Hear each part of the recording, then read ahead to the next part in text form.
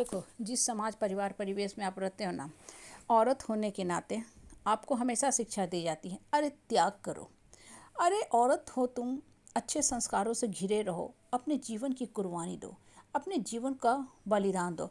मतलब सिर्फ और सिर्फ जो आपका परिवार है आपसे यही उम्मीद करता है कि आप अपना जीवन त्याग दो। ठीक है, अपनी खुशियाँ, ड्रीम, डिजायर, इच्छा सब त्याग दो। बस त्याग की मूर्ति बन के रह जाओ, और उस मूर्ति पे आपके अपने परिवार के लोग, यहाँ तक कि आपके संतान भी फूल माला चढ़ाना भूल जाएं। देखो, पहले जो मैं बोलूँ उसको ध्यान से समझना, सुनना, फिर कोर्ट में जाना कि क्या बताया जा रहा है। समाज क्या करता है, शुरू से ही, आदिकाल से ही औरत के ऊपर सिर्फ और सिर्फ दबाव डालता है। किस लिए दबाव डालता है? इसलिए कि आपके ऊपर चढ़ के वो लोग अपनी इच्छा, ड्रीम, डिजायर पूरा कर सकें। भाई, ड्रीम, डिजायर, इच्छा तो सबको बराबर है, जीने का हक तो सबको है। भगवान ने औरत और मर्द में तो कोई अंतर किया ही नहीं।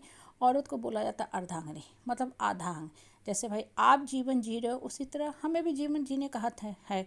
जैसे लड़का जी रहा उसी तरह समाज में लड़की को भी जीने का हक है। लेकिन समाज क्या करता है, दोहरे मापदंड पे चलता है, डबल स्टैंडर्ड, पार्शियलिटी के नियम पे चलता है। हमेशा ही हमेशा बायस रहता है। एक ही घर में सब हैं, लेकिन लड़का के लिए थोड़ा अलग नियम रहेगा, लड़की के लिए अलग नियम रहेगा। लड़की के लिए कुछ हद तक ज़रूरी है, सेफ्टी की बात जब आती है, सिक्योरिटी की बात आती है, तो वहाँ ध्यान रखना ज़रूरी है, वो बात अलग है। लेकिन जीने का हक में, लड़का लड़की में, हस्बैंड वाइफ में कोई अंतर नहीं होता है। सबको सर उठा के मान सम्मान से जीने का पूरा हक है। फिर लड़की के ऊपर ही क्यों ये दबाव, क्यों लड़की को ऊपर ही फोर्स किया जाता है, औरत से ही क्यों उम्मीद लगाया जाता है कि भाई तुम ही त्याग करो। त्याग औरत कर रही है तो मर्द भी कर रहा है, काम औरत कर रही है तो मर्द को भी करना चाहिए। ये कहीं से स्पेसिफिकेशन, प्रोटोकॉल तो नहीं बन के आया है कि भाई ये सारे काम औरत को ही करनी है। दबना, झुकना, रोना, बिलखना, कल्पना, खून के आंसू, ये सिर्फ औरत के ही भाग में तो नहीं लिखा हुआ। इसीलिए सर उठा के जीना बहुत ज़रूरी है, अपने आत्मा को सशक्त करना बहुत ज़रूरी है। जब आप आत्मा से सशक्त रहोगे, मजबूत रहोगे, तब आपकी तरफ कोई देखने की भी हिम्मत नहीं करेगा, आपकी तरफ कोई सर उठा के आँख दिखाने की भी हिम्मत नहीं करेगा। बोलना तो बहुत दूर की बात है। होता क्या ना कि जब बहुत ज़्यादा आप एडजस्ट करने लगते हो ना, एक बार, दो बार, तीन बार, तो सामने वाला मान लेता है कि ये एडजस्ट करने के लिए आया हुआ है। चाहे आप अपने पेरेंट्स के घर में रहो, अपने ससुराल में रहो, परिवार में रहो, निकटवर्ती जिस समाज सोसाइटी में रहते हो, वहाँ भी देखोगे जो लोग बहुत एडजस्ट करते हैं ना, तो उनको लोग इसी लायक समझ जाता है। वो नहीं समझते हैं कि आप में अच्छाई है, बड़प्पन है, कि आप झगड़ा लड़ाई से दूर रहना चाहते हो, रिश्ते का मान सम्मान करना चाहते हो, तो छोटी छोटी बातों को इग्नोर करके रिश्ता चला रहे हो।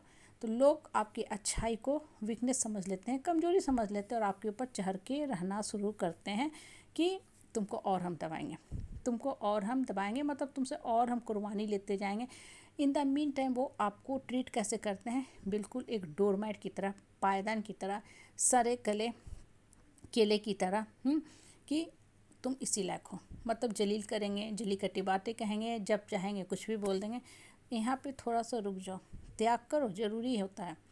त्याग कहाँ करना चाहिए? जैसे मुझे बच्चों को पढ़ाना है या आईफोन लेना है, तो हम आईफोन क्यों लें? आईफोन मेरे लिए तो ज़रूरत भी नहीं है। मेरा काम अगर एक नॉर्मल, स्मार्टफोन से हो रहा, तो मैं आईफोन क्यों लूँ? मैं ये त्याग करूँगी, अपने कुछ शौक़ को ख़त्म करूँगी जो मेरे लिए ज़रूरी नहीं है।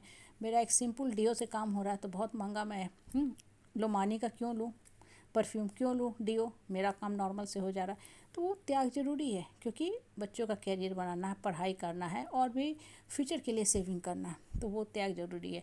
लेकिन त्याग का मतलब ये नहीं है कि आप डिफरेंट वे में किसी के जीने का हक ले लो। भाई कोई इंसान बैठा है, सुबह मॉर्निंग में अच्छा लगता है पूजा पाठ, मेडिटेशन करना, प्रकृति के नज़दीक बैठना, खुले आकाश के नीचे बैठना, सुंदरता को निहारना सबको अच्छा लगता है। इवनिंग में पार्क जाना अच्छा लगता है।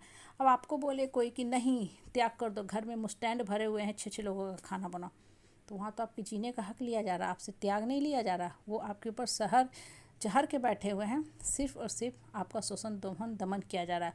इसलिए त्याग करने के पहले ये देख लो कि त्याग कितना जस्टिफाइड है और किसके लिए हम त्याग कर रहे हैं।